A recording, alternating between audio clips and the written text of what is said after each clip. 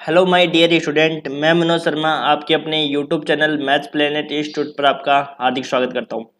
Previous lecture में हमने विशिष्ट उपग्रुप पर दो महत्वपूर्ण थ्योरम की थी जो एग्जाम के पॉइंट ऑफ व्यू से बहुत मोस्ट इंपॉर्टेंट है और इनको अच्छे से तैयार कर लेना। अब देखो हमारी क्या हो गया कि विशिष्ट उपग्रुप वाला जो पॉइंट है टॉपिक था वो आपका कंप्लीट हो गया। उस पर हमने उसकी डेफिनेशन भी देख ली थी, थ्योरम भी देख ली थी, वो सब कुछ देख लिया था और हमारा कंप्लीट ये हो गया। अब आज का टॉपिक हमारा समाकारिता का रहेगा और फिर समाकारिता की जो थ्योरम है वो सारी थ्योरम करवाऊंगा और उसके बाद में अपना रहेगा विभाग ग्रुप और उसके बाद में अपनी यूनिट नंबर 2 कंप्लीट हो जाएगी। फिर हम स्टार्ट करेंगे यूनिट नंबर 3। यूनिट नंबर 3 आपकी रिंग थ्योरी की है और उसको भी कंप्लीट जल्दी करवा देंगे, ठीक है। तो देखो टॉपिक स्टार्ट करते हैं समाकारिता।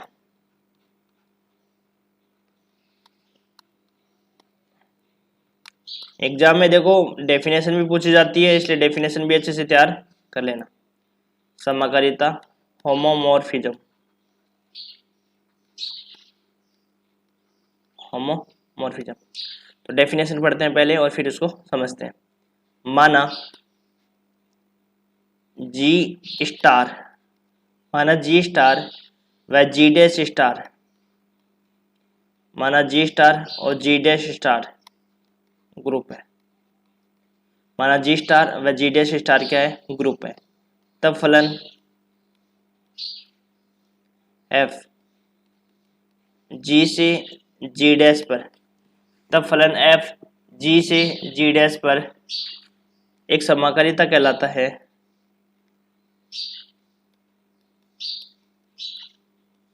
समाकारिता कहलाता है यदि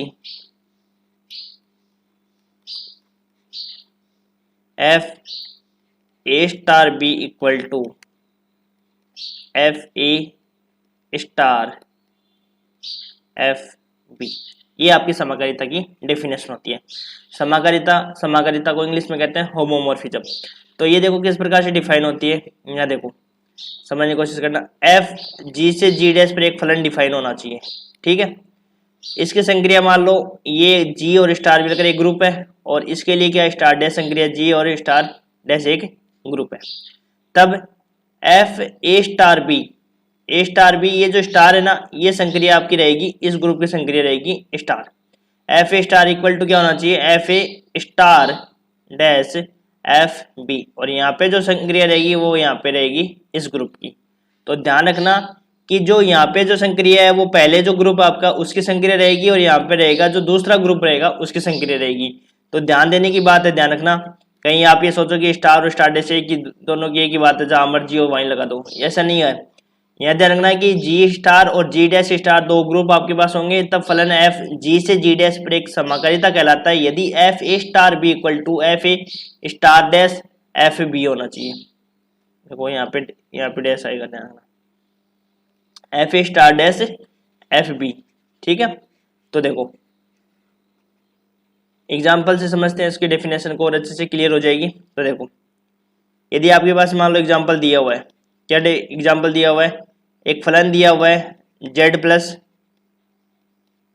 से आर नोट गुणा संक्रिया, ठीक है। तो आपको ये चेक करना है और एक फंक्शन और दे रखा है और आपको ये चेक करना है कि ये फलन समाकारिता है या नहीं है, एफ समाकारिता है या नहीं है। एफ एक्स बराबर 2 की पावर एक्स, ठीक है।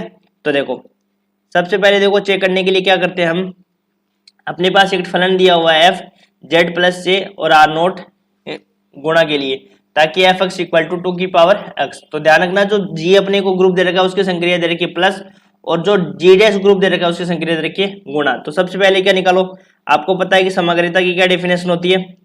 F A plus B equal to F A F B होता है ना।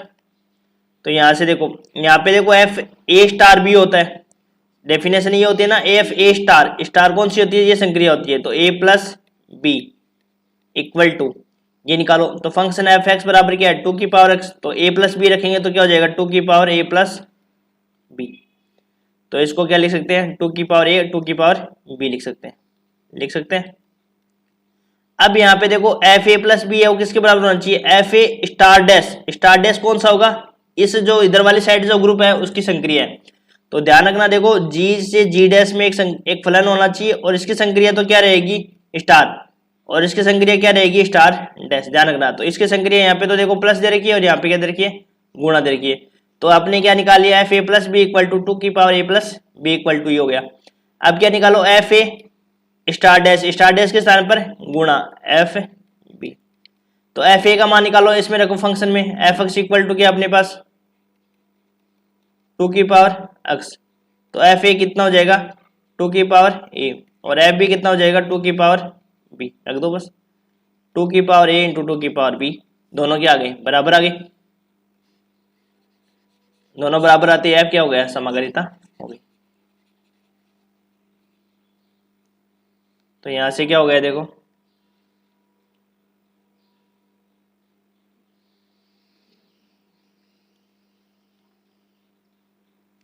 अतः F A plus B equal to किसका हो गया, एफ ए एफ बी। ठीक है, देन इंप्लाइज दैट एफ समाग्रिता है। ठीक है, समझ में आ गया कि यहाँ पे कौन सी संक्रिया रहेगी, इधर वाली साइड ग्रुप की रहेगी और इधर कौन सी रहेगी, उस वाली साइड की ग्रुप की संक्रिया रहेगी। ये तो हो गया एग्जाम्पल नंबर 1। एग्जाम्पल 2 एक और एग्जाम्पल देखते हैं। एफ जेड प्लस से जेड प्लस, ताकि F x equal to X plus. ठीक है, तो यहाँ देखो, अब आपको ये चेक करना है कि एफ समाग्रिता है या नहीं है। तो अपने पास देखो क्या निकालेंगे, एफ ए प्लस बी निकालेंगे। क्यों, क्योंकि इधर वाली संक्रिया क्या है, प्लस संक्रिया है ना, तो एफ ए प्लस बी निकालो। तो यहाँ पे रखो एफ एक्स के स्थान पर क्या है, एक्स प्लस 1। यदि हम एक प्लस बी रखेंगे तो यहाँ पे क्या हो जाएगा, ए प्लस बी प्लस 1। तो यहाँ से मान आ जाएगा आपके पास ए प्लस बी प्लस 1। अब क्या निकालेंगे, एफ ए, और यहाँ पे भी क्या है, प्लस ही है इधर वाली साइड संक्रिया, तो F A plus F B. F A निकालो, तो एफ ए कितना आ जाएगा यहाँ से, ए प्लस 1, और एफ बी कितना आ जाएगा, बी प्लस 1। तो ये हो जाएगा ए प्लस 1 प्लस बी प्लस 1। तो यहाँ से आ जाएगा ए प्लस बी प्लस 2, दोनों बराबर नहीं है, तो यहाँ से हो जाएगा एफ ए प्लस बी है और not equal to F A plus B, F A F plus F B. तो यहाँ ध्यान रखना, संक्रिया का रोल इंपॉर्टेंट है। यहाँ पे प्लस संक्रिया इस वाले ग्रुप की रहेगी और इधर क्या रहेगी, उधर वाली साइड ग्रुप की संक्रिया रहेगी। तो एफ क्या हो जाएगा, समकालिता नहीं है।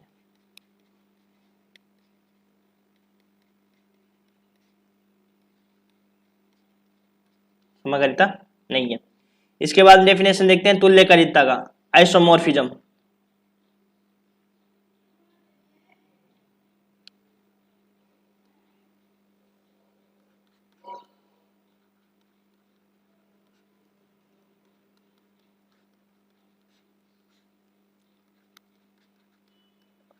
Isomorphism, isomorphism. अब देखो आइसोमॉर्फिज्म क्या होती है, डेफिनेशन देखते हैं आइसोमॉर्फिज्म की। माना जी स्टार व जी डैश स्टार ग्रुप है, तब फलन एफ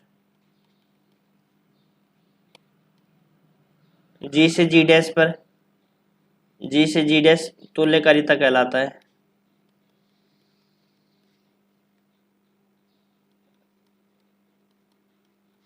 तुल्यकालिता कहलाता है यदि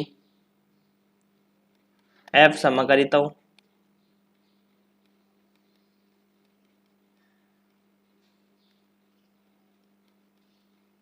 दूसरी कंडीशन एफ एक की हो,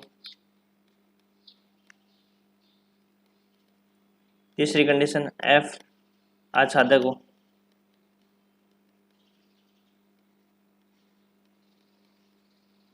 तब जी व जी डैश तुल्यकारी ग्रुप कहलाते हैं।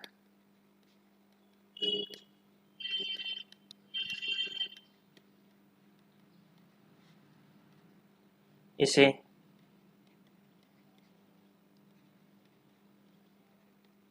जी इक्वल टू जी डैश से निरूपित करते हैं व्यक्त। ये डेफिनेशन होती है। तो देखो तुल्यकारिता की क्या डेफिनेशन होती है। आइसोमॉर्फिज्म क्या होता है, एफ जी से जी डैश पर एक फलन डिफाइन हो, ठीक है। अब ये तुल्यकारिता कब कहलाता है, आइसोमॉर्फिज्म कब कहलाता है, जब पहली कंडीशन तो क्या हो, एफ इज होमोमॉर्फिज्म। एफ क्या होना चाहिए, होमोमॉर्फिज्म होना चाहिए, मतलब समाकारिता होना चाहिए। समाकारिता का मतलब A star B equal to क्या होना चाहिए, F A star dash F B होना चाहिए। फिर दूसरा क्या होना चाहिए, F is one one one one function होना चाहिए। और तीसरा क्या होना चाहिए, F is onto, F क्या होना चाहिए, आच्छादक फलन होना चाहिए। तब अपन जी और जी डैश को तुल्यकारी ग्रुप कहेंगे। और इसका नोटेशन जो होता है जी, ये वाला नोटेशन होता है, ये आपका नोटेशन होता है, ठीक है। तो ये चीज आपकी होती है तुल्यकारिता की डेफिनेशन। तुल्यकारिता सिद्ध करने के लिए अपन को क्या करना, सिद्ध करना होता है, पहला बताना होता है कि एफ क्या होना चाहिए, एफ इज होमोमॉर्फिज्म, एफ समाकारिता होनी चाहिए। दूसरा एफ वन वन होना चाहिए, एफ ऑन टू होना चाहिए। तब अपन कहते हैं कि जी और जी डैश क्या हो जाएगा, तुल्यकारी हो जाएंगे, ठीक है। तो तुल्यकारिता की भी आगे थ्योरम आएगी, तो उसको अभी हम सिद्ध करना देखेंगे किस प्रकार इसको सिद्ध करेंगे। फिर इसके बाद में आते हैं समाकारिता की अष्टी। एग्जाम में ये परिभाषा पूछी जाती है, ठीक है ना, इनको याद करना अच्छे से। समाकारिता की अष्टी,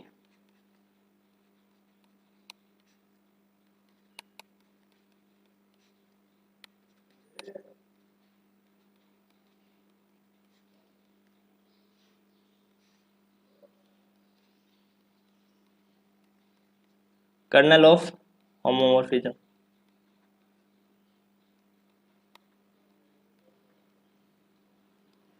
कर्नल ऑफ होमोमॉर्फिज्म, तो डेफिनेशन लिखो, माना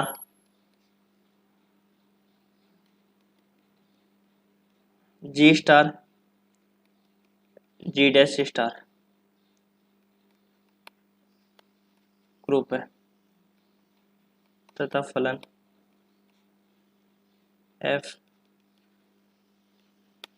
जी से जी डैश पर समाकारित हो,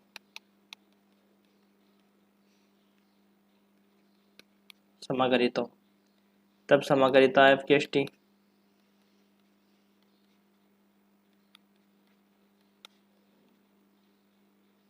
अष्टी को ये से व्यक्त करते हैं,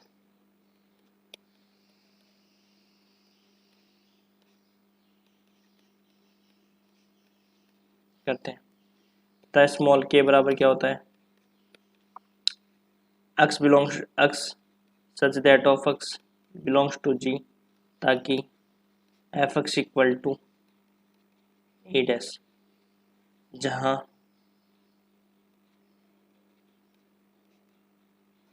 ई डैश जी डैश का तत्सम है, जहां ई डैश क्या है, जी डैश का तत्सम का विभव, जहां ई डैश क्या है, जी डैश का तत्सम का विभव है, ठीक है। तो देखो इसको समझाता हूँ अच्छे से। देखो इसको समझना, समाकारिता की अष्टी क्या होती है। अष्टी को सबसे पहली बात तो के से रिप्रेजेंट करते हैं, ठीक है। अष्टी की परिभाषा होती है कि x such that of x, मतलब जी के वो सारे अवयव, जी के वो सारे अवयव जिनकी इमेज किस पर आए, ई डैश पर आए, जिनकी इमेज किस पर आए, ई डैश पर आए। x belongs to G, G के वो सारे अवयव जिनकी इमेज कहां पर आए, ई डैश पर आए। और ई डैश क्या होता है, जी डैश का तत्सम का अवयव। तो यहां से देखो ये समझ सकते हो कि ये मान लो कोई जी ग्रुप है और ये मान लो कोई जी डैश ग्रुप है, ठीक है। ये मान लो जैसे x है तो इस पे एक फलन डिफाइन है, और x की इमेज मान लो इसमें तत्सम का अवयव ई होगा ना भाई, तत्सम का अवयव तो इस वाले ग्रुप में तो ई होगा और इस वाले में ई डैश होगा। तो x के वो सारे अवयव, मतलब ग्रुप के वो सारे अवयव जिनकी इमेज कहां पे आए, ई डैश पर आए, तब वो अवयव कहां आते हैं, कर्नल में आते हैं। कर्नल को किससे रिप्रेजेंट करते हैं, के से रिप्रेजेंट करते हैं। अब मान लो एग्जांपल के लिए देखो, मैं x की इमेज भी ई डैश पे आ रही है और y डैश की इमेज भी किस पे आ रही है, ई डैश पे आ रही है। तो कर्नल में कौन कौन से अवयव आ जाएंगे, x और y आ जाएंगे। तो कर्नल में कौन से अवयव आएंगे, ग्रुप के वो सारे अवयव जिनकी इमेज कहां पर आए, ई डैश पर आए, वो अवयव कहां आते हैं, कर्नल में आते हैं। अब मैं ये सिद्ध करना चाहता हूं कि कर्नल है वो नॉन एम्प्टी सेट होता है, कर्नल है वो नॉन एम्प्टी सेट होता है। तो अपन यहां से ये देखेंगे कि आपको पता है कि ई भी होता है ना तत्समक अवयव, ग्रुप में क्या होता है, ई होता है तत्समक अवयव, और तत्समक अवयव की इमेज कहां पर आएगी, तत्समक अवयव पे आएगी। तो तत्समक अवयव की इमेज कहां पर आएगी, तत्समक अवयव में आएगी। इस प्रकार ई कहां पे आ जाएगा, कर्नल एफ में आ जाएगा। और इस प्रकार हम कह देंगे कर्नल एफ जो है वो नॉन एम्प्टी सेट है, मतलब खाली सेट नहीं होता है, उसमें एक अवयव तो होता ही होता है। तो कर्नल एफ में कौन सा अवयव आएगा, तत्समक अवयव आ जाएगा। तो देखो, तो कर्नल एफ में कोई अवयव कौन सा आता है, ग्रुप के वो सारे अवयव जिनकी इमेज कहां पर आए, ई डैश पर आए, वो अवयव क्या आते हैं, कर्नल में आ जाते हैं। कर्नल में कोई अवयव कब आता है, जब उसकी इमेज कहां पर हो, ई डैश पर हो। और ई डैश यहाँ पे क्या होता है, जी डैश का तत्समक अवयव होता है, ठीक है ना। तो कोई अवयव कर्नल में कब आएगा, जब उसकी इमेज कहां पर हो, ई डैश में हो। ई डैश क्या हो इसमें, जी डैश का तत्समक अवयव। तो एग्जांपल देखते हैं एक, ये दिखाते हैं कि जो कर्नल एफ है वो खाली नहीं होता है, कर्नल एफ में कोई ना कोई अवयव होता ही है। तो यहां देखो, ये जी और ये जी डैश, ठीक है, यहाँ पे एक फलन डिफाइन है। तो हम देखते हैं कि जैसे मान लो कर्नल में कोई भी अवयव कर्नल में कब आएगा, जैसे मान लो ई है, तो ई की इमेज भी मान लो कहां पे आ रही है, ई डैश पर आ रही है। ए की इमेज भी कहां पे आ रही है, ई इस पे आ रही है। और बी की इमेज भी कहां पे आ रही है, ई पर आ रही है।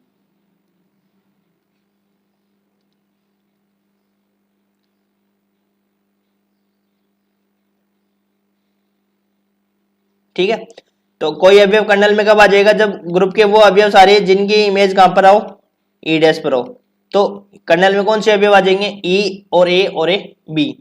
तो नोट लगा के लिखो, पहला नोट कि कर्नल एफ है वो खाली नहीं होता है, कर्नल जो होता है वो खाली नहीं होता है, क्योंकि ई डैश की ई की इमेज कहां पर आती है, ई डैश पर आती है। तो ई कहां पे आ गया, कर्नल में आ गया। दूसरा,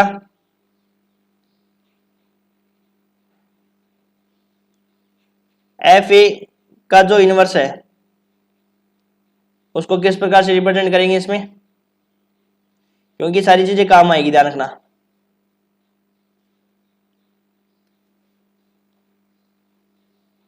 एफ ए इनवर्स बराबर क्या लिख सकते हैं, एफ ए का इनवर्स, ठीक है। तो कर्नल में कोई अवयव तो आएगा ही आएगा, कर्नल है वो कभी खाली नहीं होगा। खाली क्यों नहीं होगा, कि ई जो है वो ई की इमेज तो कहां पे आएगी, ई डैश पर आएगा। तो ई यहां से क्या आ जाएगा, कर्नल एफ में आ जाएगा। कर्नल एफ है वो नॉन एम्प्टी सेट होता है, ठीक है। इसके बाद में हम थ्योरम करते हैं, और आज के लेक्चर में हम 1 से 2 थ्योरम करेंगे, और फिर अगले लेक्चर में हम 2 थ्योरम करके 2 से 3 थ्योरम करके फिर इसको कंप्लीट करेंगे, क्योंकि इसमें थ्योरम कम से कम आपकी थ्योरम है 4 से 5 थ्योरम है, और मोस्ट इंपोर्टेंट थ्योरम है, ध्यान रखना, इंपोर्टेंट थ्योरम है।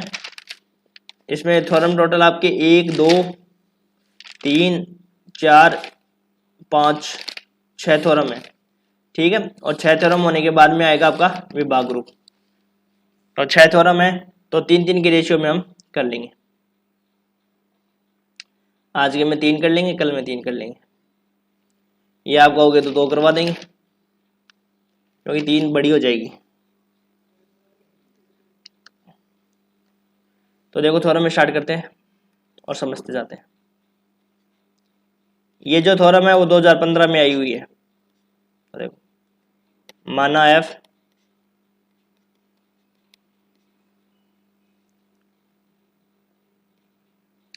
ग्रुप जी से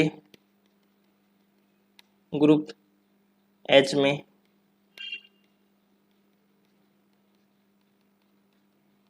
समकालिता है, तथा एन जी का विशिष्ट ग्रुप है।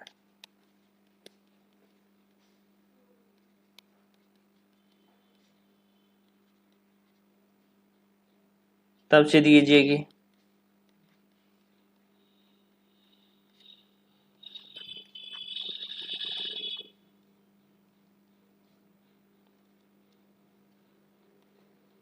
तब सिद्ध कीजिए कि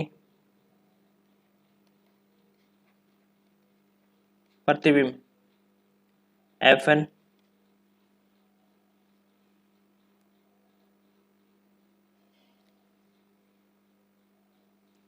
प्रतिबिंब एफ एन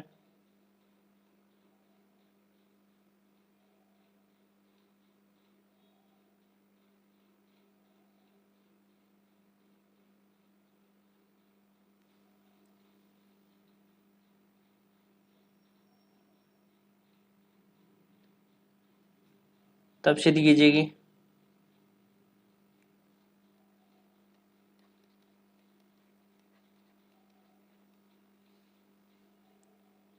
प्रतिबिंब Fn Fg का विशिष्ट ग्रुप है।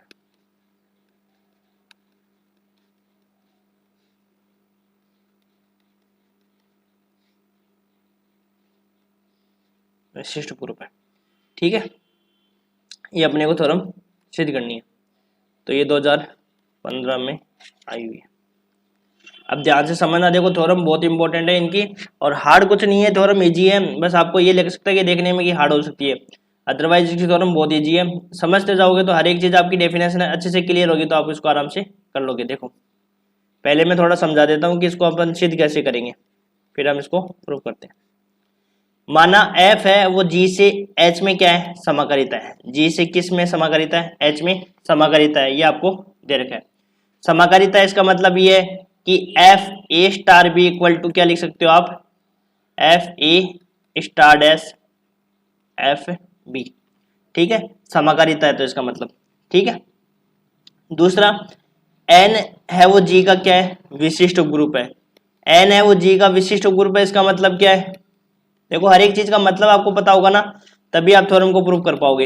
एन जी का विशिष्ट ग्रुप है, इसका मतलब क्या होता है, इसका मतलब होता है G belongs to G, N belongs to N, then implies that G N G inverse belongs to N. Clear यहां तक।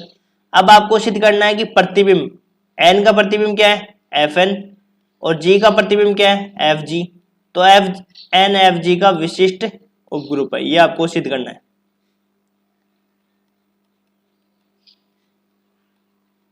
ठीक है। एफ एन एफ जी का क्या होगा, विशिष्ट ग्रुप होगा।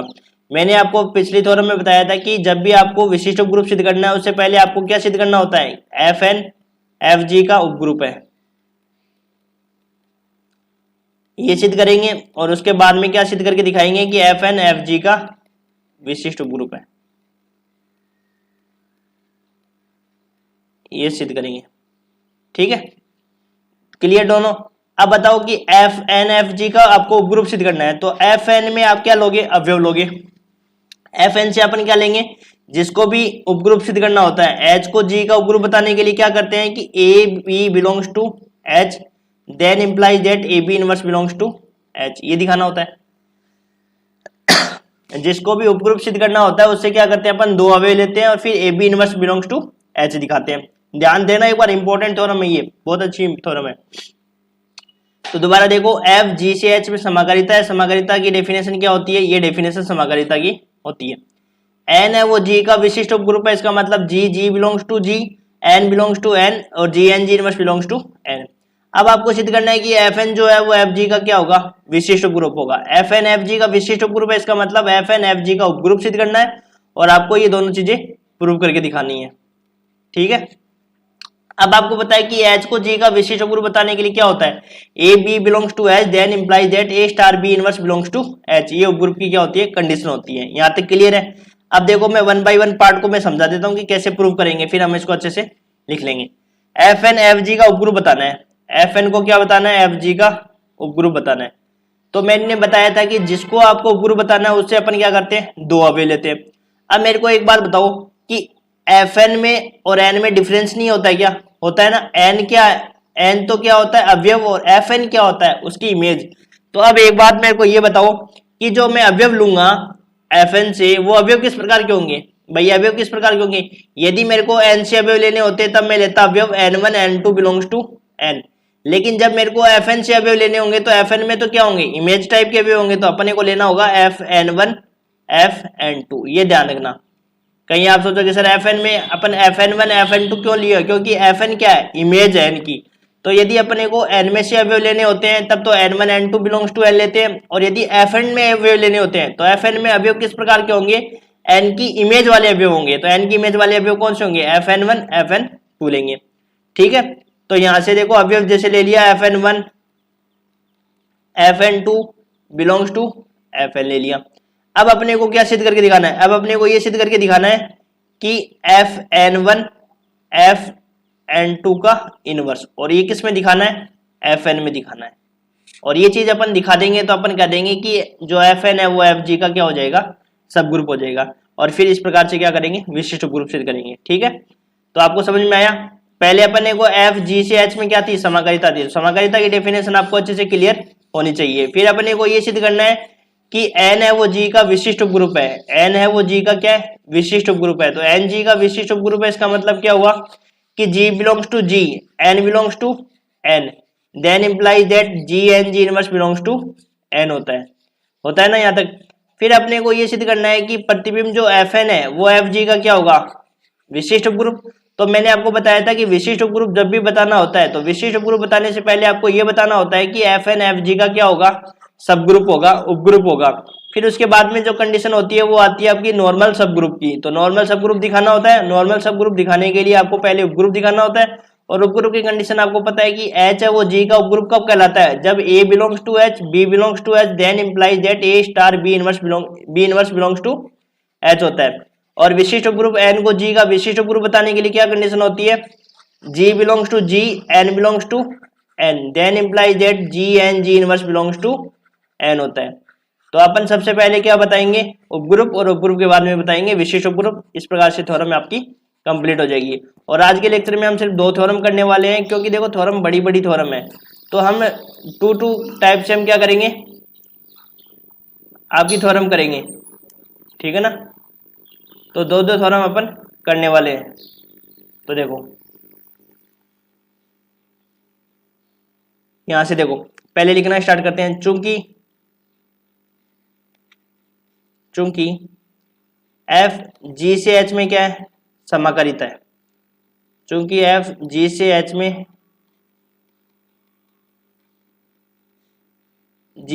में समाकारिता है तथा एन ग्रुप जी का विशिष्ट ग्रुप है। जो जो दिया हो वो लिख लेते हैं, और जो सिद्ध करना है वो भी लिख लेते हैं। विशिष्ट ग्रुप है, तब सिद्ध करना है कि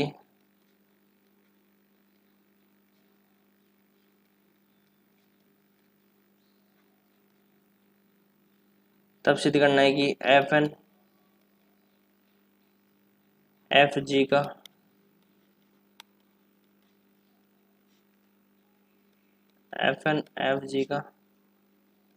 विशिष्ट ग्रुप है। एफ एन एफ जी का क्या है, विशिष्ट ग्रुप है। इसके लिए सिद्ध करना है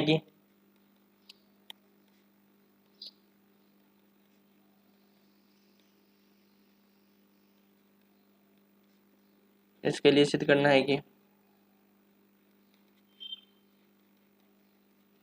एफ एन एफ जी का उपग्रुप है।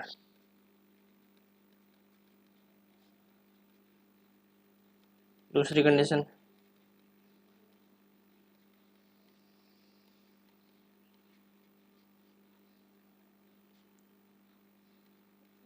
एफ एन एफ जी का विशिष्ट ग्रुप है।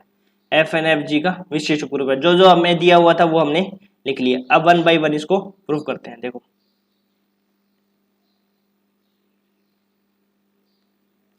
तो पहला पॉइंट,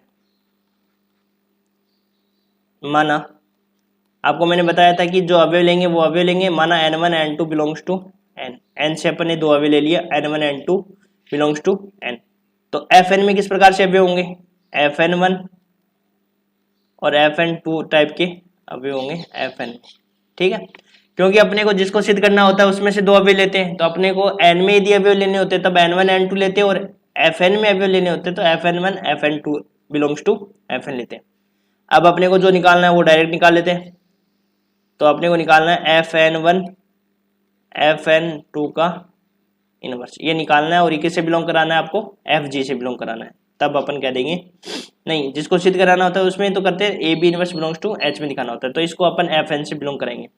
अब देखो इसको मैं क्या लिख सकता हूं, यदि f समाकारिता होती है तो यहां से देखो क्या लिख सकता हूं,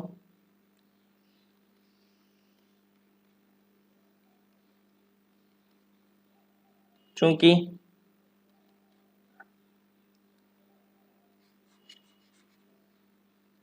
f समाकारिता है, हर एक चीज का रीजन देना होता है। तो f समाकारिता है तो इसको मैं क्या लिख सकता हूँ, fn2 का इनवर्स है वो, इसको क्या लिख सकते हैं हम, Fn2 का इनवर्स। ठीक है, ये लिख सकता हूं। अब देखो F समाकारिता है वापस, चूंकि F समाकारिता है तो F समाकारिता होती है तो क्या होता है, F A star B equal to क्या होता है, F A star F B होता है। ठीक है, F समाकारिता है तो F समाकारिता है तो इसको मैं क्या लिख सकता हूँ, दोनों को साथ में लिख सकता हूँ, Fn1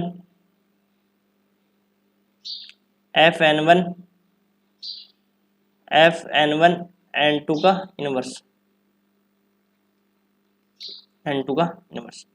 ठीक है, तो यहां देखो समझना कि अपन ने को क्या प्रूव करना था, अपन ने क्या करा, Fn Fg का क्या दिखाना है, उपग्रुप दिखाना है, तो दो अवयव ले लिए। इसमें दो अवयव किस प्रकार से होंगे, Fn1 Fn2 belongs to Fn।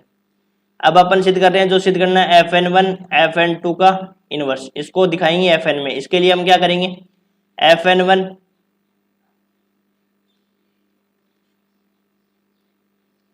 तो Fn1 और इसको मैंने क्या लिख दिया, Fn2 का इनवर्स, क्योंकि F क्या है, समाकारिता है, तो समाकारिता को मैंने बताया था, नोट लगा के लिखाया था, Fn2 का इनवर्स क्या लिख सकते हैं, Fn2 का होल इनवर्स। ठीक है, अब आपको समाकारिता दे रखी है, तो समाकारिता दे रखी होती है तो आपको पता है कि F A star B equal to क्या लिख सकते हो आप, ये लिख सकते हैं ना,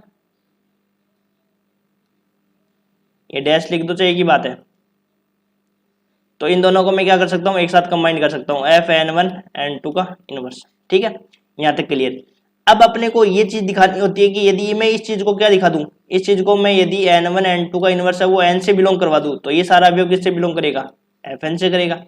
तो इसके लिए देखो N है वो G का क्या है, उपग्रुप है, एन जी का क्या दे रखा है, उपग्रुप दे रखा है, और एन जी का उपग्रुप दे रखा है, तो N1 बिलोंग्स टू N और N2 बिलोंग्स टू N। तो उपग्रुप की कंडीशन क्या होती है, N1 N2 का इनवर्स बिलोंग्स टू N। तो ये अवयव किससे बिलोंग हो गया, N से बिलोंग हो गया, तो ये अवयव किससे बिलोंग हो गया, Fn से बिलोंग हो गया। बस इस प्रकार से प्रूफ हो गई। तो समझ में आ गई ना किस प्रकार से प्रूफ करना है। तो अब अपने को जो अंदर वाला अवयव है वो किससे बिलोंग कराना है, N से बिलोंग कराना है, तभी तो वो अवयव Fn से बिलोंग करेगा। तो इसको N से बताने के लिए अपने को पता है कि Ng का क्या दे रखा है, विशिष्ट उपग्रुप दे रखा है, तो Ng का विशिष्ट उपग्रुप दे रखा है, इसका मतलब Ng का उपग्रुप भी रहा होगा। तो उपग्रुप रहा होगा तो उपग्रुप की कंडीशन क्या है, N1 बिलोंग्स टू N और N2 belongs to N, then implies that N1 N2 inverse belongs to N। ये उपग्रुप की क्या होती है, कंडीशंस होती है ना। देखो जब तक आपके डेफिनेशन अच्छे से क्लियर नहीं होगी तब तक आप इन थ्योरमों को नहीं कर सकते हो, आप चाहे कितने भी पढ़ लेना, चाहे किसी भी टीचर से पढ़ लेना, जब तक आपकी खुद की क्लियर नहीं होगी, चीजें क्लियर नहीं होगी, तब तक आप नहीं पढ़ सकते हो, कहीं भी पढ़ लो चाहे। ठीक है ना, इसलिए डेफिनेशन को समझो अच्छे से, उनको लिख लिख के याद करो, फिर अच्छे से आप इन थ्योरमों को पढ़ो। तो यहां से देखो अब क्या दिखाना होता है कि इस वाले अवयव को N से बिलोंग कराना है, तो चूंकि Ng का उपग्रुप है, Ng का उपग्रुप है, अतः N1 belongs to N, N2 belongs to N, तो N1 N2 belongs to N। तो यहां से आ गया Fn1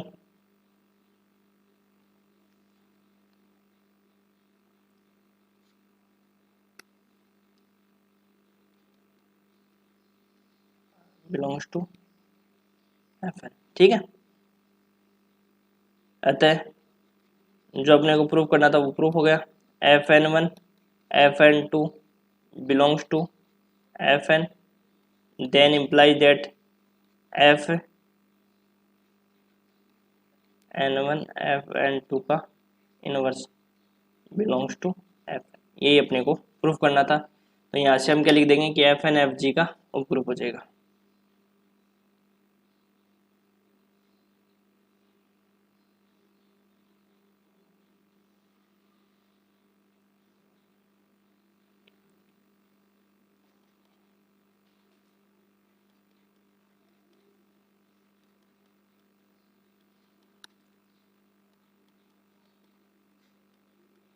Fn Fg का उपग्रुप हो जाएगा। सेकंड कंडीशन आपको सिद्ध करना है कि Fn है वो Fg का विशिष्ट उपग्रुप है। तो Fn Fg को विशिष्ट उपग्रुप बताने के लिए कैसे सिद्ध करोगे, एक बार मैं समझा देता हूँ अच्छे से और फिर आप उसको लिखते हैं। आपको पता है कि n बिलोंग्स टू n है, n बिलोंग्स टू n है, तो अवयव किस प्रकार के होंगे, Fn टाइप के अवयव होंगे, तो वो ले लिया हमने Fn से। अब जी में किस प्रकार के अवयव होंगे, एफ जी टाइप के अवयव होंगे, तो एफ जी ले लिया मैंने एफ जी से। अब मेरे को क्या निकालना है, जिसको प्रूफ करना है उसका अवयव बीच में, और जिसको नहीं करना उसके अवयव आसपास में, आसपास में मतलब एफ जी यहाँ पे एफ एन एफ जी का इनवर्स। ठीक है, तो ये अपने को प्रूव करना है। तो वही चीजें, समाकारिता है तो समाकारिता से हम क्या लिख सकते हैं, जी एन जी इनवर्स। अब इस अवयव को किस में दिखाना होता है, एफ एन में दिखाएंगे। तो कैसे दिखाएंगे, अपने को पता है कि एन जी का क्या है, विशिष्ट ग्रुप है, तो एन जी का विशिष्ट ग्रुप है तो N belongs to N, G belongs to G, then implies that G N G inverse belongs to N. ये अवयव एन से बिलोंग करके है, तो ये अवयव किससे बिलोंग करेगा, एफ एन से करेगा। इस प्रकार से सिद्ध हो गई ये लो थोड़ा। दिखने में बस आपको ये लग रही है कि वे कितनी बड़ी लेंथ होगी, कुछ नहीं है। आपको समझ में यदि कॉन्सेप्ट आपके आ रखे हैं तो आपको आराम से कर लोगे, अदरवाइज तो रटने वाला चीज़ तो ऐसी है कि आप कितनी थ्योरम रट लोगे, और जो चीज़ रट के जाओगे तो वहाँ पे आप, मुझे नहीं लगता कि आप परफॉर्म कर पाओगे, क्योंकि रटी हुई चीज़ें आप काफ़ी टाइम तक याद नहीं रख सकते, और समझी हुई चीज़ें आप लॉन्ग टाइम तक याद रख सकते हो। तो इन थ्योरमों को यदि आप समझ के जाओगे तो वहाँ पे आपको ये दिक्कत नहीं होगी कि भाई किसको क्या मानना होता है ना। और रट के जाओगे तो यदि कुछ भी थोड़ा बहुत मिस्टेक होगी तो देखो, जो जांचने वाला कॉपी कॉपी जांचने वाले जो टीचर होते हैं उनको अलजेब्रा में पता चल जाता है गलती, नॉर्मल है। आप यदि गलती कर दोगे ना तो पता भी चल जाएगा उनको, उनको तो देखते ही पता चल जाएगा कि गलती कहाँ पे है। तो आप ये मत सोचना कि पता नहीं चलेगा, पता चलता है सब कुछ। माना एन बिलोंग्स टू एन, ठीक है, तो एफ एन में एफ एन टाइप के अवयव होंगे एफ एन में, तथा जी बिलोंग्स टू जी, तो इसमें एफ जी टाइप के अवयव होंगे एफ जी। अब आपको निकालना है क्या, F G F N F G का, ठीक है।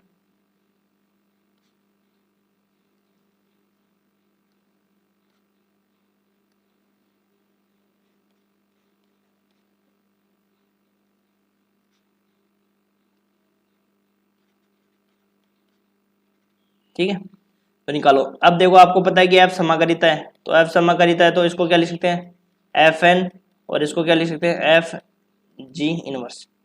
तो यहाँ लिखेंगे एफ समाकलिता है। तो समाकारिता इसका मतलब ये होता है कि आप इन अवयव, तीनों अवयवों को एक साथ लिख सकते हो, जिसमें उसमें लिखा था आपने, तो जी एन जी इनवर्स।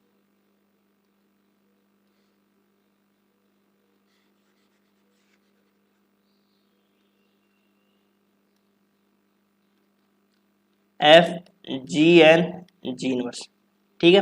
अब इस अवयव को अपने को किस में दिखाना है, इस अवयव को अपने को एन में दिखाना है, क्योंकि अपने को जिसको सिद्ध करना होता है वो सारा अवयव किस में आना चाहिए, एन में आना चाहिए, एफ एन में, है ना। तो देखो चूंकि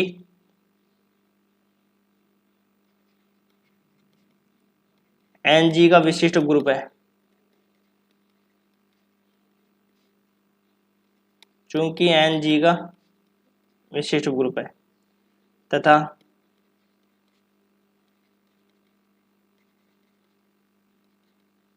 विशिष्ट ग्रुप की कंडीशन क्या होती है, ये होती है। तो यहाँ से क्या लिख देंगे हम, तो यहाँ से हो जाएगा एफ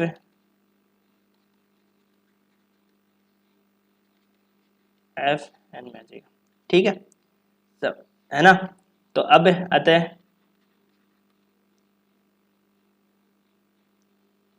अतः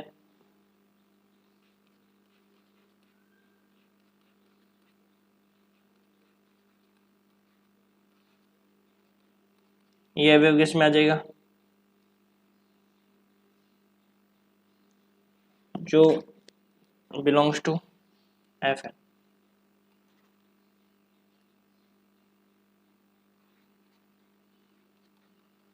बिलोंग्स टू एफ एन। यही तो है ना, जी एन जी इनवर्स किस में आ गया, एफ एन में आ गया। तो यहाँ से हो गया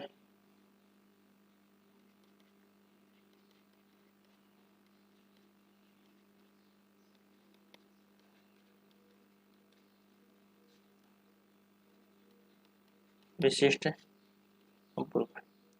तो ये हमारी थ्योरम प्रूफ हो गई, ठीक है। अब चलते हैं अगली थ्योरम में, इससे रिलेटेड ही है। तो देखो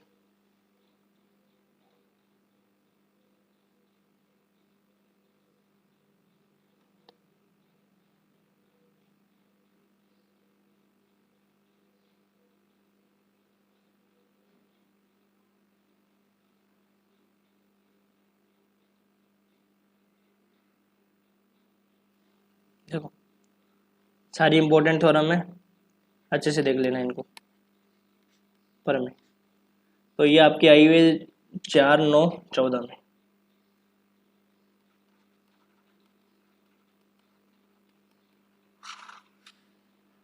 देखो पर में क्या है, सिद्ध कीजिएगी।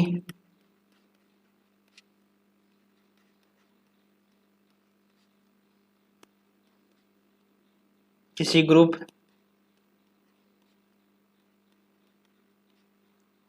जी से ग्रुप जी डैश पर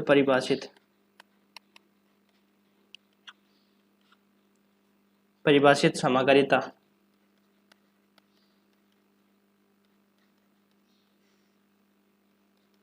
एफ की एस टी जी का प्रसामान्य या विशिष्ट ग्रुप। प्रसामान्य जो ग्रुप होता है ना उसको विशिष्ट ग्रुप को ही कहते हैं, ध्यान रखना।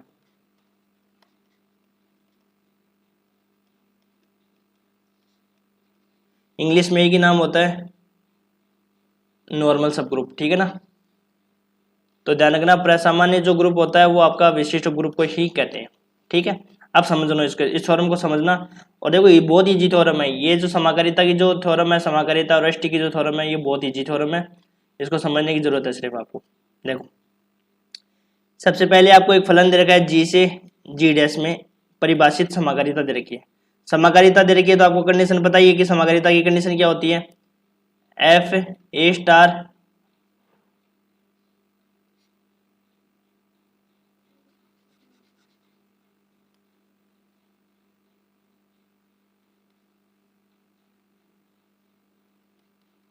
ए स्टार बी बराबर क्या होता है, एफ ए स्टार डैश या एफ बी, ठीक है। ये कंडीशन होती है।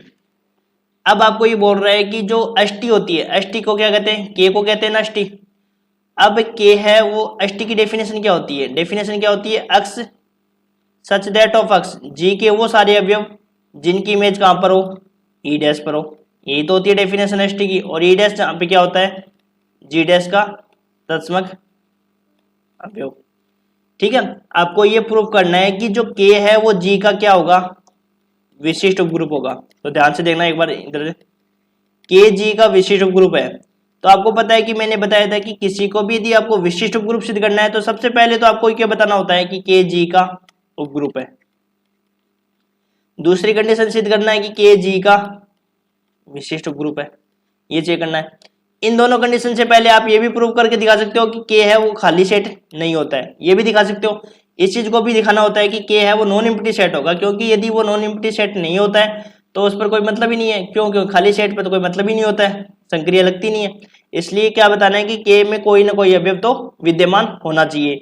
अब सबसे पहले के का है वो खाली नहीं है, इसके लिए अपन क्या दिखा सकते हैं, मैंने आपको बताया था कि जो ई होता है ग्रुप में जो अवयव होता है ई, उसकी जो इमेज होती है वो तो ई डैश पर जाती है। तो ई है वो किससे बिलोंग करता है, कर्नल एफ में करता है। और कर्नल एफ में कोई अवयव है, इसका मतलब कर्नल एफ क्या नहीं है, खाली सेट नहीं है। देखो कर्नल एफ में एक अवयव तत्समक अवयव तो विद्यमान होता ही होता है। तो कर्नल एफ की क्या इमेज होती है, कर्नल एफ का डेफिनेशन ये होती है कि x such that of x belongs to G, G के वो सारे अवयव जिनकी इमेज कहां पर हो, ई डैश पर होती है, वो अवयव कहां आते हैं, कर्नल में आते हैं। तो ग्रुप का जो तत्समक अवयव है उसकी इमेज कहां पर जाती है, ई डैश पर जाती है। इसलिए कर्नल एफ में ई तो विद्यमान होगा, तो कर्नल एफ है वो खाली सेट नहीं होगा। तो यहां से तो बता देंगे कि कर्नल एफ है वो नॉन एम्प्टी सेट है। फिर हम बताएंगे कर्नल एफ जो है वो जी का क्या है, सब ग्रुप है। तो सब ग्रुप बताने के लिए आपको पता है कि कर्नल से दो अवयव लेंगे और ए बी का इनवर्स निकालेंगे, वो भी किससे बिलोंग होगा, कर्नल से हो जाएगा। तब अपन बता देंगे कि जी का उपग्रुप है और फिर इस प्रकार से विशिष्ट उपग्रुप बता देंगे। तो सबसे पहले आपको जब भी ये आए ना कि आपको ये सिद्ध करना होगी कि जी का विशिष्ट उपग्रुप है, तो विशिष्ट उपग्रुप के लिए सबसे पहले आपको 3 कंडीशन बतानी होती है। सबसे पहले तो ये बताओ कि जो सेट आपने लिया है उसमें कोई ना कोई अवयव विद्यमान है, मतलब नॉन एम्प्टी सेट वो नहीं है। फिर दूसरी कंडीशन आपको बतानी होती है कि जी का क्या होना चाहिए, उपग्रुप होना चाहिए। और फिर उपग्रुप बताने के लिए आपको पता है कि उससे अपन क्या करते हैं, दो अवयव लेते हैं और दो अवयव लेने के बाद में ए स्टार बी का इनवर्स निकालेंगे, वो किससे आना चाहिए, के से बिलोंग करना चाहिए। फिर अपने को के जी का क्या बताना होता है, विशिष्ट उपग्रुप बताना होता है। विशिष्ट उपग्रुप के लिए आपको पता है कि एक अवयव तो कर्नल से लेंगे और एक अवयव अपन किससे लेंगे, ग्रुप से लेंगे और फिर निकाल के दिखाएंगे। तो आपको ये छोटी छोटी डेफिनेशन उपग्रुप की, सब ग्रुप की, नॉर्मल सब ग्रुप की, एसटी की, सारी डेफिनेशन आपको अच्छे से क्लियर होनी चाहिए, तभी जाके आप इन थ्योरमों को प्रूव कर पाओगे। तो देखो प्रूव करते हैं, लिखना स्टार्ट करते हैं।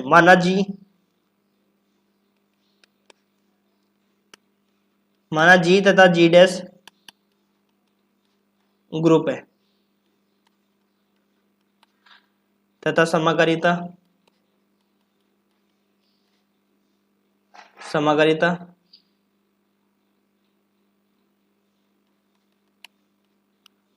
के एस टी के है, जो अपने को दिया है वो सारी लिख लेते हैं, एस टी के। तब एस टी की परिभाषा क्या होती है?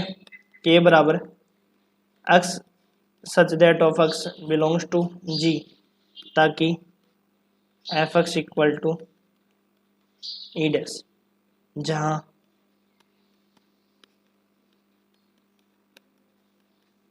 ई डैश जी डैश का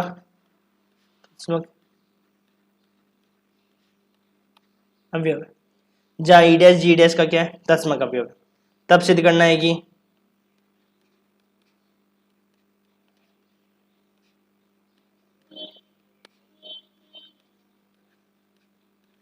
के जी का विशिष्ट उपग्रुप है। तो विशिष्ट उपग्रुप के लिए दो कंडीशन पहले सिद्ध करनी होगी, एक तो उपग्रुप की और एक आपको विशिष्ट उपग्रुप की। ठीक है, तो तीन चीजें बताएंगे। के है वो नॉन एम्प्टी सेट, इसके लिए सिद्ध करना है कि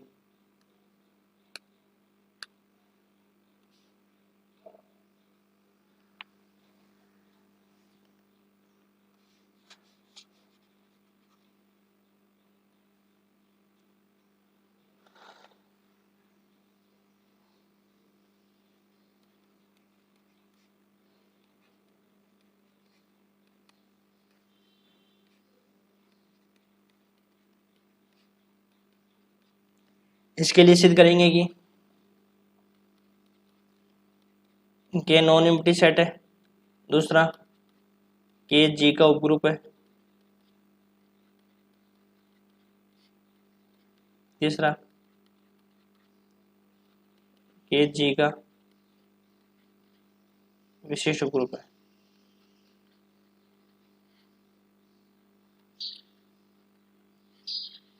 विशिष्ट उपग्रुप है, ये तीन कंडीशन अपन क्या करेंगे? प्रूव करेंगे। वन बाय वन प्रूव करते हैं और फिर हम अगले लेक्चर में हम थ्योरम करने वाले हैं दो और। ठीक है ना, दो दो को ही करेंगे क्योंकि ये थ्योरम थोड़ा बड़ी है और एक साथ करने से फिर आपको बर्डन ज़्यादा हो जाएगा। तो फर्स्ट चीज हम बताएंगे, ये है वो नॉन एम्प्टी सेट है। तो देखो, चूंकि जी क्या है? ग्रुप है। जी क्या है? ग्रुप है। अतः ई बिलोंग्स टू जी, तो तत्सम का अवयव तो विद्यमान ही होगा। तथा अपन जानते हैं कि एफ ई की इमेज कहाँ पर जाती है? ई डैश पर जाती है। और अपने को पता है कि जिस भी अवयव की ग्रुप का वो अवयव जिसकी इमेज ई डैश पर जाती है तो वो अवयव कहाँ जाता है? कर्नल में आ जाता है। तो यदि ई की इमेज आपकी ई डैश पर आ जाती है तो ई है वो किससे बिलोंग करेगा? कर्नल एफ से बिलोंग करेगा। कर्नल से बिलोंग करेगा तो यहाँ से कर्नल क्या आ जाएगा? के ये ध्यान रखना, यहाँ पे कर्नल एफ है, पूरा नेम है उसका कर्नल।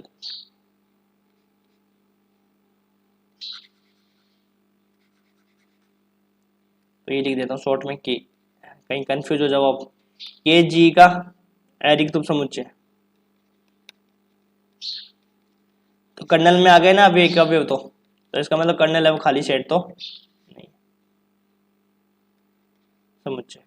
ठीक है, अब देखो दूसरी कंडीशन, के को जी का उपग्रुप बताएंगे। तो उपग्रुप बताने के लिए मैंने आपको बताया था कि किसी को भी उपग्रुप बताने के लिए सबसे पहले क्या करो? दो अवयव ले लो कर्नल से, दो अवयव उस सेट से ले लो। तो अब बताओ कि कोई भी अवयव कर्नल में है, इसका मतलब क्या होता है? यहाँ समझो, देखो मैंने कहा कि आपको कि ए है वो बी है वो के से बिलोंग कर रहा है, तो ए और बी के से बिलोंग कर रहा है, इसका मतलब है कि एफ ए की इमेज भी ई डैश पर है और एफ बी की इमेज भी किस पर है? ई डैश पर है। क्योंकि कोई भी अवयव कर्नल में तब आता है जब उसकी इमेज कहाँ पर होती है? ई डैश पर। जब आपको कर्नल की डेफिनेशन अच्छे से क्लियर नहीं होगी तब तक आप इस थ्योरम को प्रूफ नहीं कर पाओगे। तो कर्नल की डेफिनेशन क्या थी कि x such that of x belongs to g, ताकि एफ एक्स की इमेज कहाँ पर आए? ई डैश पर आई, तब आपको जो अक्स है वो किस में आता है, कर्नल में आता है। कोई भी अवयव कर्नल में कब आता है, जब उसकी इमेज कहां पर आती है, ई डैश पर आती है। ठीक है, अब मैंने दो अवयव ले लिए, ए बी बिलोंग्स टू के, ए और बी दोनों के से लिए, इसका मतलब उनकी इमेज कहां पर है, ई डैश पर है, क्योंकि कोई भी अवयव कर्नल में कब आता है, जब उनकी इमेज कहां पर होती है, ई डैश पर होती है। ठीक है, अब यदि मैं इसके लिए ए प्रूफ और करके दिखा दूं, क्या प्रूफ कर दूं, एफ ए एफ बी का इनवर्स, ये भी मैं किस में ले आऊं, के में ले आऊं। इसको मेरे को के में लाने के लिए मेरे को ये दिखाना पड़ेगा कि एफ ए बी की जो इनवर्स की इमेज है वो कहां पर आ जाए, ई डैश पर आ जाए। एफ ए बी इनवर्स की भी इमेज कहां पर आ जाए, ई डैश पर आ जाएगा, तब एफ ए बी इनवर्स कहां आ जाएगा, आपके पास के में आ जाएगा। किसी भी अवयव को के में लाने के लिए क्या होता है कि ए बी इनवर्स की इमेज कहां पे ले आओ, के में ई पे ले आओ, और ई पे लाते ही वो कहां आ जाएगा, कर्नल में आ जाएगा। आया समझ में। दोबारा देख लो कि कोई भी अवयव कर्नल में कब आता है, जब उसकी इमेज कहां पर हो, ई डैश पर होती है। और यदि कोई कोई अवयव है जिसकी इमेज ई डैश पर आ गई, तो वो अवयव कहां आ जाएगा, कर्नल में आ जाएगा। तो मैंने ए बी बिलोंग्स टू के लिया, तो ए और बी दोनों के से लिए हैं, इसका मतलब क्या हुआ, इसका मतलब ये हुआ कि उनकी इमेज कहां पर है, उनकी इमेज आपके ई डैश पर है। तब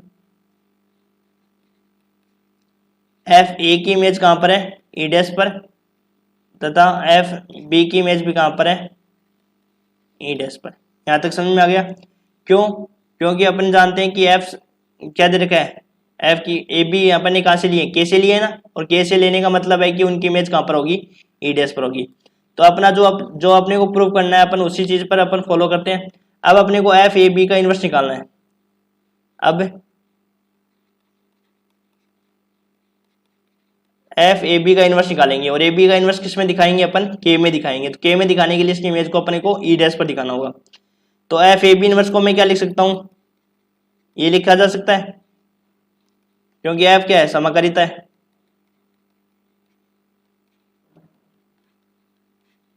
समाकारिता है।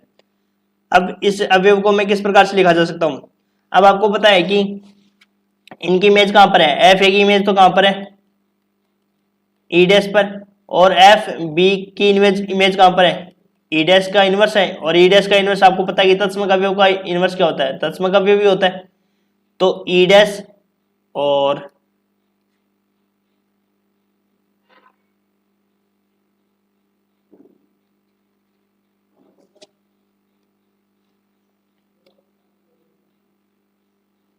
ई डैश और ई डैश, अब ई डैश को ई डैश से गुणा करोगे तो ई डैश आएगा, और ई डैश क्या आ जाएगा, एफ ए बी इनवर्स की इमेज कहां पर आ गई, ई डैश पर आ गई। अब बताओ कि मेरे को इस अवयव की इमेज कहां पर आ गई, ई डैश में। और आपको पता है कि कोई भी अवयव जिसकी इमेज ई डैश पर आ रही है, तो ए बी इनवर्स किस में बिलोंग करेगा, के में ही बिलोंग करेगा। तो अतः A B inverse belongs to K. तो अपन ने यहां से क्या किया, देखो ए बी बिलोंग्स टू के लिया, और ए बी इनवर्स किस में दिखा दिया, के में दिखा दिया। इसका मतलब के जी का क्या हो जाएगा, उपरूप है। यहां तक समझ में आ गया। के जी को देखो, दोबारा देखो, शॉर्ट में समझा देता हूं। के को मेरे को जी का क्या बताना है, उपग्रुप बताना है। तो मेरे को ये सिद्ध करके दिखाना है A B belongs to K, then implies that A B inverse belongs to K. यदि मैं ये चीज दिखा देता हूं, तब आप ये बताओ कि के जी का क्या हो जाएगा, उपग्रुप हो जाएगा। अब मैंने ए बी बिलोंग्स टू तो के ले लिया, और ए बी है वो के से ले लिया। इसका मतलब क्या हुआ कि ए डैश, ए की भी इमेज कहां पर है, ई डैश पर, और बी की इमेज भी कहां पे, ई डैश पर। अब इस अवयव को मेरे को कर्नल में लाना है। इस अवयव को कर्नल में लाने के लिए मेरे को यदि ये दिखाना पड़ेगा कि एफ ए बी इनवर्स की इमेज यदि ई डैश पे ले आऊं, तब ये अवयव कहां आएगा, कर्नल में आएगा। तो अपन ने क्या निकाला, ए बी का इनवर्स, और फिर समाकारिता से हमने इसको क्या लिख दिया, एफ ए की इमेज कहां पर, ई डैश पे, और सी डैश का इनवर्स भी क्या होगा, ई डैश, और ई डैश को ई डैश से संक्रिया कराएंगे तो क्या आ जाएगा, ई डैश आएगा।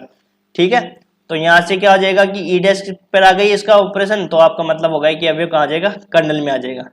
तो देखो ये वाली बुक इतनी अच्छी इसलिए है क्योंकि देखो इसमें आप दिमाग लगाओगे ना, तब बहुत अच्छी समझ आएगी आपको, और नहीं लगाओगे तो देखो रटने से तो कुछ भी नहीं होने वाला। मैं वापस ये बोल रहा हूँ कि रटने से इस वाली बुक में आप कुछ भी नहीं कर पाओगे।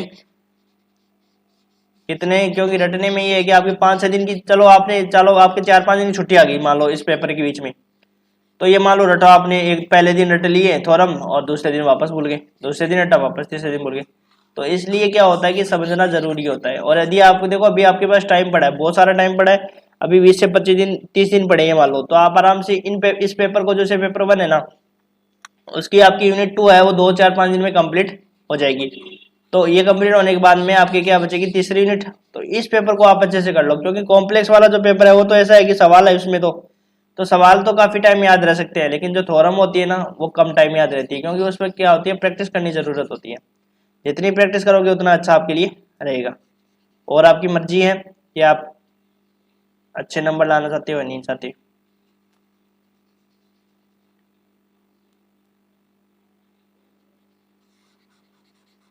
अब अपने को क्या सिद्ध करना है कि के जी का विशिष्ट ग्रुप। तो ये सिद्ध करते हैं, देखो। फिर 2 थ्योरम अगले लेक्चर में करेंगे और फिर 2 थ्योरम अगले लेक्चर में करेंगे। इस प्रकार से अपनी 6 थ्योरम है, तो 6 थ्योरम कंप्लीट करेंगे और फिर हमारा हो जाएगा विभाग ग्रुप, और विभाग ग्रुप के बाद में ये यूनिट कंप्लीट हो जाएगी।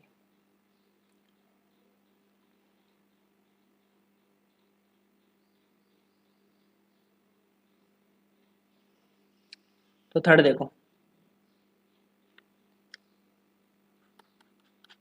अब के जी का विशिष्ट ग्रुप बताना है। तो के जी का विशिष्ट ग्रुप बताने के लिए आपको पता है कि एक अवयव तो जी से लेना होता है, माना जी बिलोंग्स टू जी, तथा एक अवयव मैंने कैसे ले लिया, के से ले लिया। तो ये अवयव के से लिया, इसका मतलब क्या हुआ कि इसकी इमेज कहां पर है, ई डैश पर है। अब अपने को क्या सिद्ध करना है, एफ जी ए जी इनवर्स, वो किस में दिखाना है, के में दिखाना है। तो इसको मैं क्या लिख सकता हूं, F G F A F G का इनवर्स, क्योंकि एफ क्या है, समकालिता है, समकालिता है। तो यहां से देखो क्या हो जाएगा, एफ जी, और ए डैश की इमेज कहां पर है, ई पर है। एफ ए बराबर क्या है, ई डैश,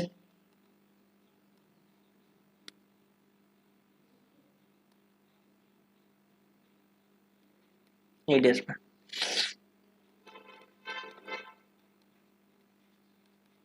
अपने को पता है कि तत्सम अवयव को किसी से भी संख्या करो वापस वही अवयव आ जाता है। तो इसमें देखो एफ जी और एफ जी का इनवर्स है वो किसके बराबर हो जाएगा, ई डैश के बराबर हो जाएगा। अभी आप कहोगे सर ई डैश के बराबर क्यों हुआ, क्योंकि देखो यदि जी और जी डैश होता तब तो क्या होता, ई के बराबर होता, लेकिन यहाँ पे क्या है, इसके इमेज है, तो इमेज है तो यहाँ पे देखो, यहाँ पे जी और जी डैश में देखो अंतर क्या होता है, जी में तो क्या होता है एक्स वाई टाइप के अवयव होते हैं, इसमें आपके किस प्रकार के अवयव होते हैं, एफ एक्स टाइप के अवयव होंगे। तो जी और जी में तो इसमें तत्सम का अवयव ई डैश होगा, इसमें तत्सम का अवयव ई होगा। तो इनकी इमेज कहाँ पे आएगी, ई डैश में आएगी, ठीक है ना।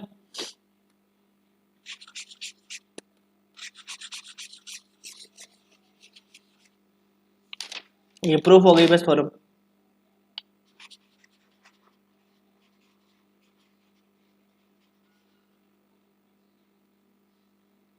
तो यहां से क्या हो गया अपने पास,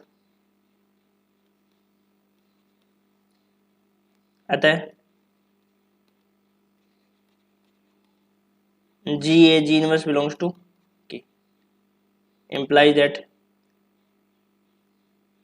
G belongs to G, A belongs to K, then implies that G A G inverse belongs to K। तो यहाँ से क्या आ गया, के जी का विशिष्ट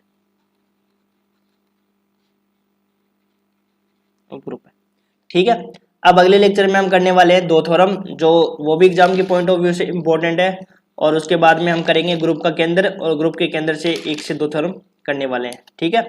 वो भी इम्पोर्टेंट है। तो ये 6 थ्योरम है आपके एग्जाम के पॉइंट ऑफ व्यू से बहुत इंपॉर्टेंट है, अच्छे से इनको तैयार कर लेना, ठीक है। तो अब अगले लेक्चर में हम मिलते हैं, थैंक यू।